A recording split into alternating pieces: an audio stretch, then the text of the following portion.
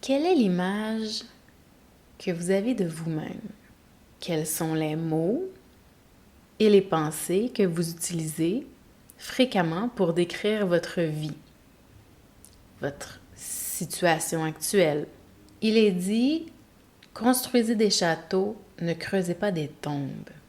En parlant des mots que l'on utilise dans notre vocabulaire, dans nos conversations, avec soi-même, inconsciente et consciente, et avec les autres. Alors, si on crée avec nos pensées et avec nos mots, qu'avez-vous envie de créer pour la suite? Si ça vous intéresse, reste avec moi pour ce qui suit. Bienvenue sur le podcast de Un monde organique. Mon nom est Nathalie Pellerin, naturopathe, coach et yogini. Chaque semaine, je vous partagerai un message ou un invité inspirant qui a pour but d'élever la conscience d'un point de vue de la santé du corps, de l'esprit et de la connexion à l'âme.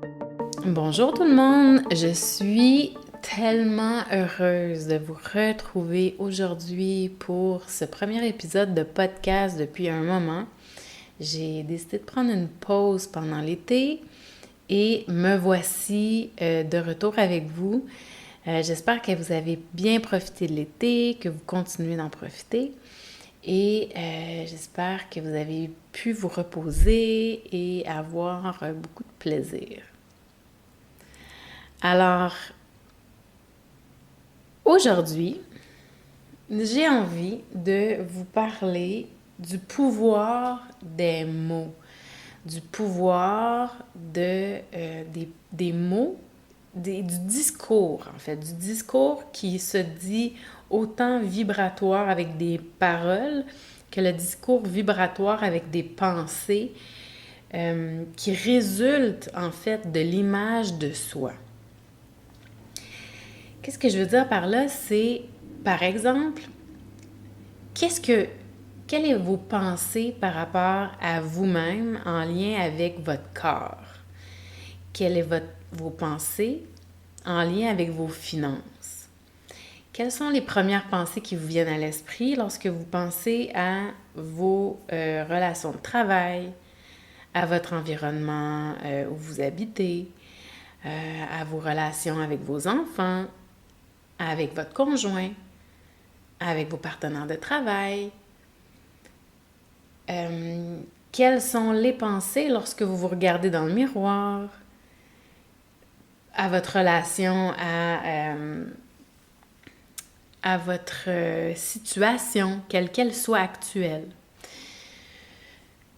J'ai eu envie d'aborder ce sujet-là parce que, tout d'abord, on est la résultante de toutes ces pensées conscientes et inconscientes. Nous sommes la somme des pensées que l'on a éventuellement matérialisées avec des mots et matérialisées avec des émotions et des actions. Mais tout d'abord, c'était une pensée. Et lorsque je parle de pensée, je parle aussi de croyances. Donc, on a des croyances qui sont supportantes et on a des croyances qui sont limitantes. On a des croyances qui sont conscientes et on a des croyances qui sont inconscientes. Mais elles existent et elles se matérialisent, qu'elles soient conscientes ou non. Et dans ma pratique en coaching et en naturopathie, c'est vraiment la source de toute la matérialisation de ce que vous désirez. Donc, comme je disais d'entrée de jeu, vous êtes la somme de l'image que vous avez de vous. Ce qui veut dire que, mais j'ai envie de faire l'exercice avec vous, lorsque vous pensez à vous, à votre corps physique, qu'est-ce que vous vous dites à propos de vous-même? Lorsque vous pensez à vos finances et à votre capacité, par exemple, de générer des finances ou de vous occuper de vos finances ou peu importe, quand vous pensez à vos finances, qu'est-ce qui vient comme pensée? Lorsque vous pensez à l'éducation de vos enfants, à votre famille, à votre travail. Voyez, donc, par exemple, si on reprend l'idée du corps, donc lorsque je me regarde dans le miroir, est-ce que j'ai l'habitude de me dire ah, quelle beauté incroyable! Ou est-ce que j'ai tendance à me dire ouais, ben, t'as pris du poids, puis t'as l'air fatigué, puis ouais, tu sais, j'avoue qu'aujourd'hui, t'aurais pu t'habiller mieux, mais bon, on n'a pas le temps. Bref, vous voyez le genre de discours qui peut être productif ou contre-productif. Même chose pour les finances, par exemple. Ah, moi, j'ai pas le don de... ça fait pas partie de moi, j'ai pas appris, j'y arrive pas. Je suis pas capable.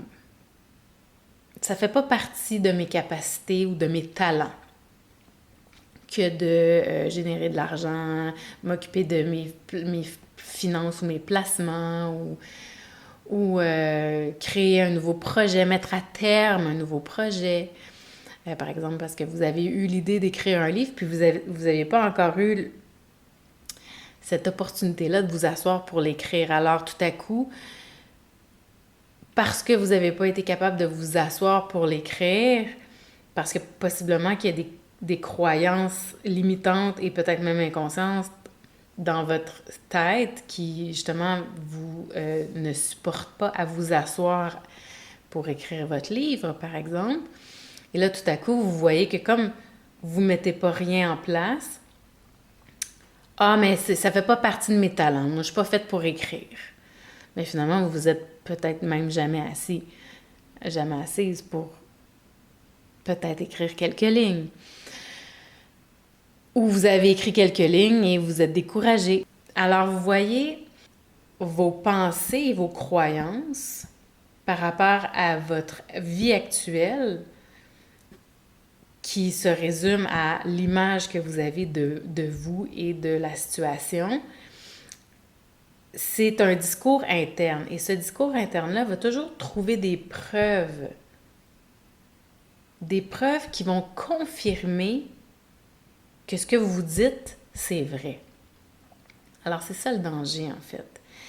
C'est que si vous vous dites, par exemple, que vous n'êtes pas capable de vous asseoir pour écrire un livre quand c'est quelque chose qui vous habite depuis longtemps,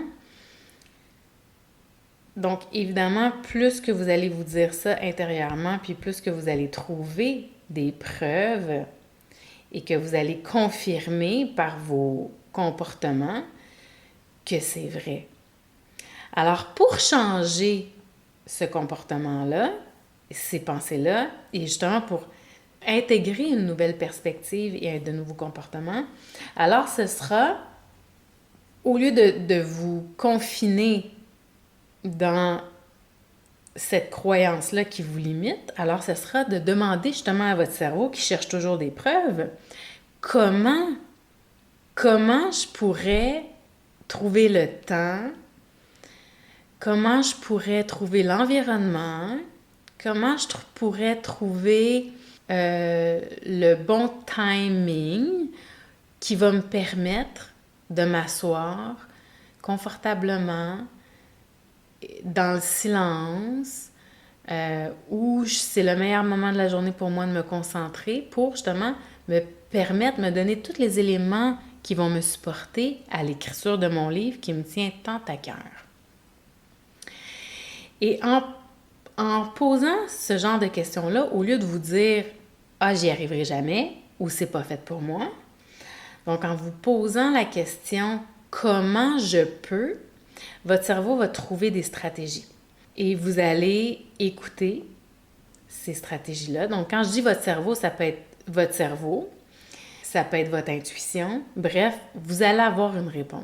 Et là, c'est important d'être attentive à cette réponse-là qui va émerger. Alors, comment je peux trouver la meilleure façon pour moi de m'installer pour écrire? Alors, vous allez avoir des idées au niveau de l'environnement dans lequel vous devez être, au niveau de quand vous devez justement vous asseoir, au niveau de peut-être sur quoi vous avez envie d'écrire.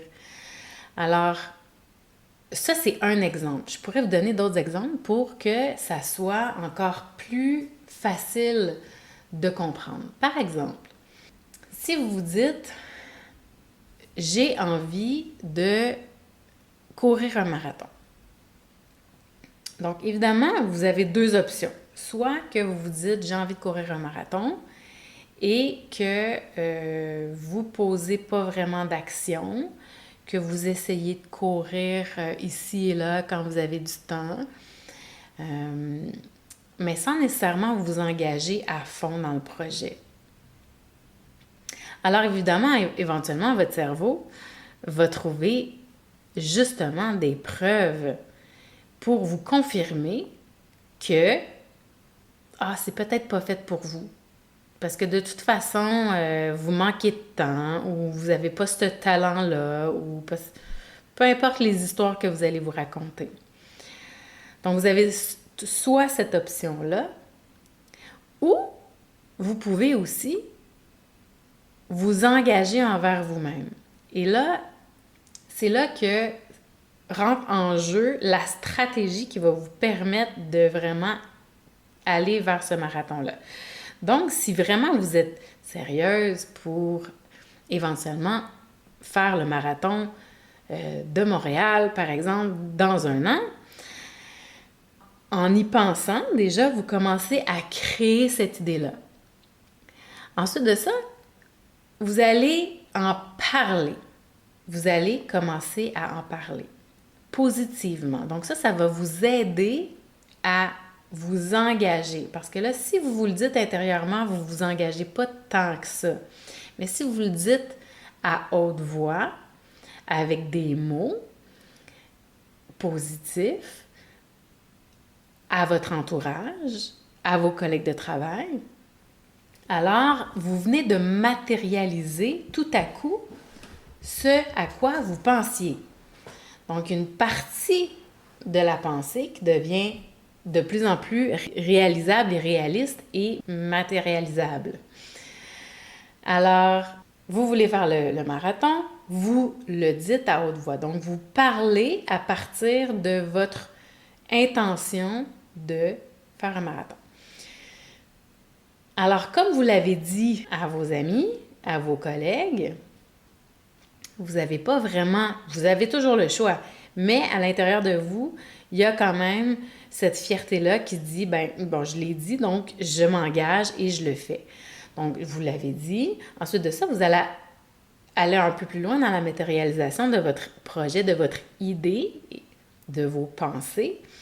Et vous allez, je ne sais pas, peut-être trouver une application, trouver un groupe de courses qui va vous permettre de engager le corps à devenir de plus en plus habile à créer justement ce à quoi vous avez envie, soit courir pendant, peu importe si vous faites le marathon complet ou juste la moitié ou peu importe. Donc, avec des comportements, des actions que vous allez mettre en place, des stratégies que vous allez mettre en place pour vous permettre d'atteindre votre objectif.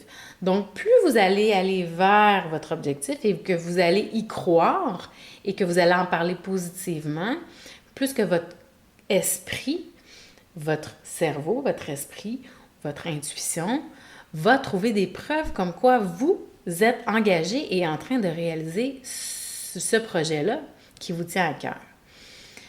Un peu comme tout simplement, si vous dites que vous allez chercher vos enfants à l'école, vous y allez. C'est déjà ancré. C'est une habitude qui est déjà ancrée. Alors, vous comprendrez que ça fonctionne de cette façon-là dans le sens où, au départ, on a une idée, on a des croyances, on a des émotions qui sont liées à ces croyances-là et plus qu'on en parle avec des mots, plus qu'on matérialise ces idées, plus on s'engage vers des comportements, des actions, des stratégies qui vont créer un résultat. Ce qui peut être aidant, il y a deux façons de faire. D'une part, il s'agit de parler à partir de son futur, ce qui veut dire que pour vous aider à réaliser un projet qui qui peut être un petit peu plus difficile pour différentes raisons, en parlant intérieurement et à haute voix, à partir de votre idée de matérialiser ou de créer ce projet-là, c'est un pas dans l'engrenage. Ce qui veut dire que, par exemple, si vous dites, bon, cette année, c'est mon année où je me mets en forme. J'ai pris la décision, cette année, je vais être dans la meilleure forme de ma vie. Alors ça, c'est une idée. Et là, pour matérialiser cette idée-là, et d'une certaine façon, c'est aussi d'aller chercher le support énergétique de votre engagement envers les mots que vous avez dit à votre entourage.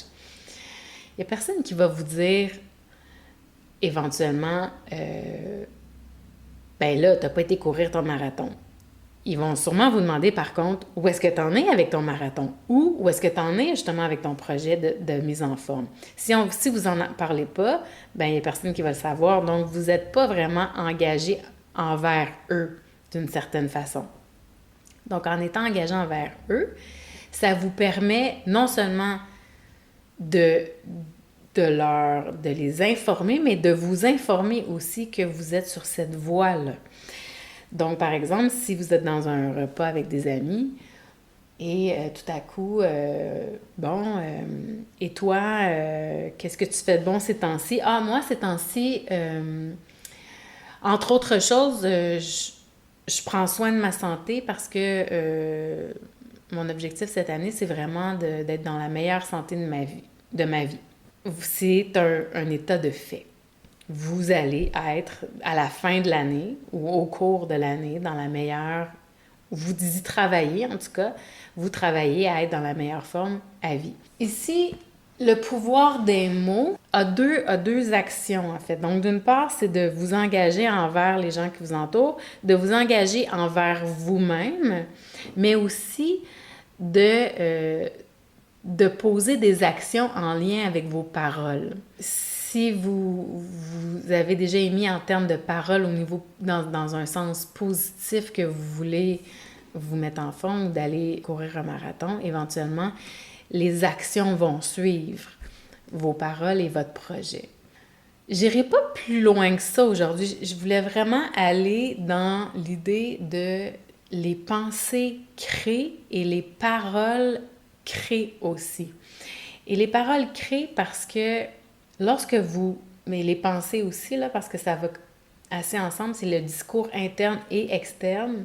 Lorsque vous vous dites intérieurement que vous n'êtes pas capable ou que vous n'êtes pas fait pour ça, alors évidemment, vous allez arriver à croire que vous n'êtes pas capable et donc vous ne le ferez pas.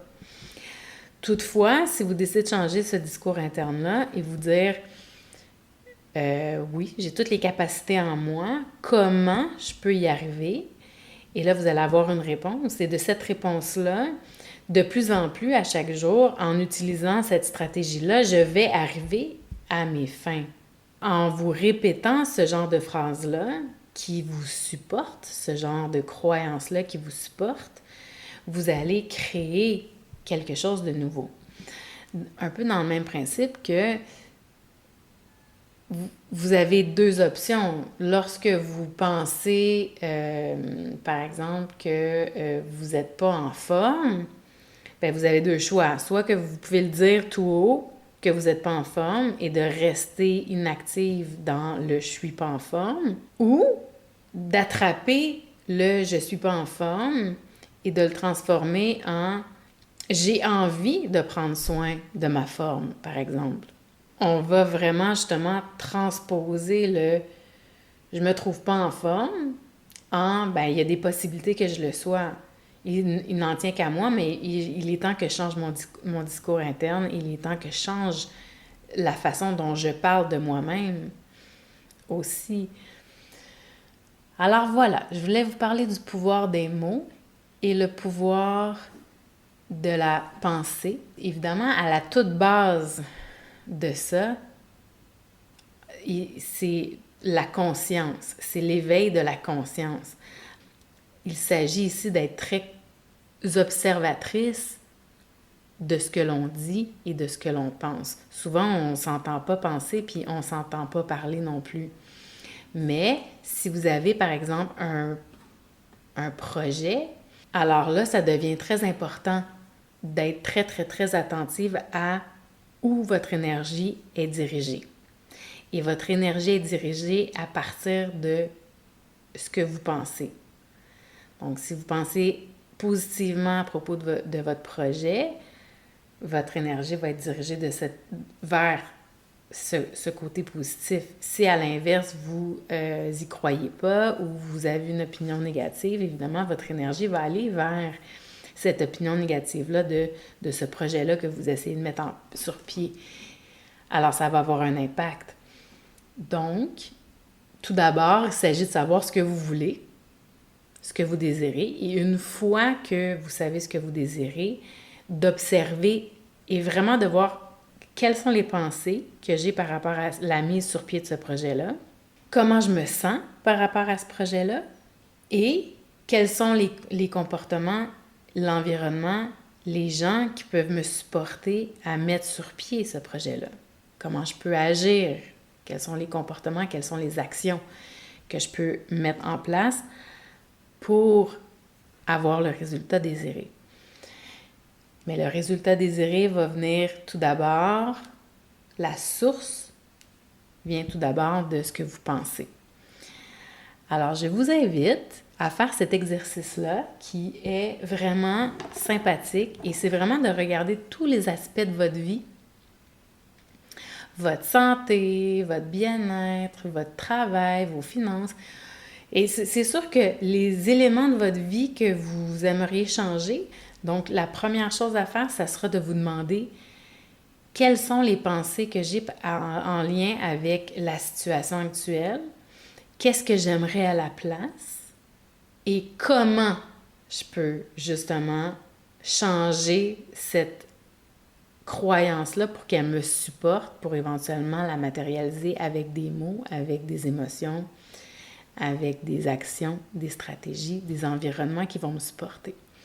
Donc, qu'est-ce que j'ai envie de manifester? Qu'est-ce que j'ai envie comme résultat dans une semaine, un mois, un an, 5 ans? Qu'est-ce que je me dis à propos de ça? Est-ce que j'ai peur? Est-ce que j'ai des doutes? Est-ce que je me dis que j'y arriverai jamais? Est-ce que je me dis que je suis pas sûre que c'est pour moi? Ou est-ce que je suis super motivée puis que j'ai confiance en moi et en mes capacités pour réaliser ce projet-là déjà? Et ensuite de voir qu'est-ce qui a besoin d'être réaligné. Alors, j'avais envie de vous parler de ça aujourd'hui. J'espère que ça a pu vous supporter dans ce que vous vivez, dans votre été, dans votre mois de août et septembre qui s'en vient à grands pas. Et d'ailleurs, en parlant de ce qui s'en vient, je vous invite à venir me rejoindre. On va justement travailler avec l'image de soi, avec les pensées qui nous limitent, avec comment on peut créer des stratégies, comment on peut briller dans notre vie. Donc, j'ai créé cet atelier-là gratuit, 5 jours gratuits. C'est pas 5 jours complets, c'est 5 rendez-vous d'une heure du 28 août au 1er septembre. Alors, du 28 au 1er septembre. Et cet atelier-là, je l'ai appelé Laissez briller la femme lumineuse que vous êtes dans votre vie.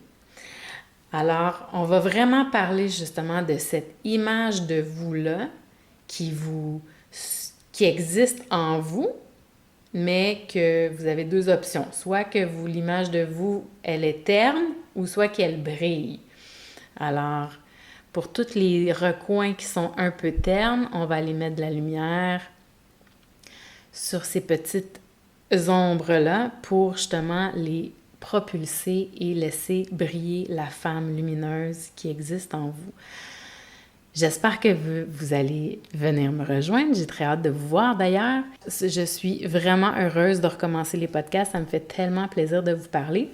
Et je vous retrouve la semaine prochaine. Je vous souhaite une belle semaine. À bientôt!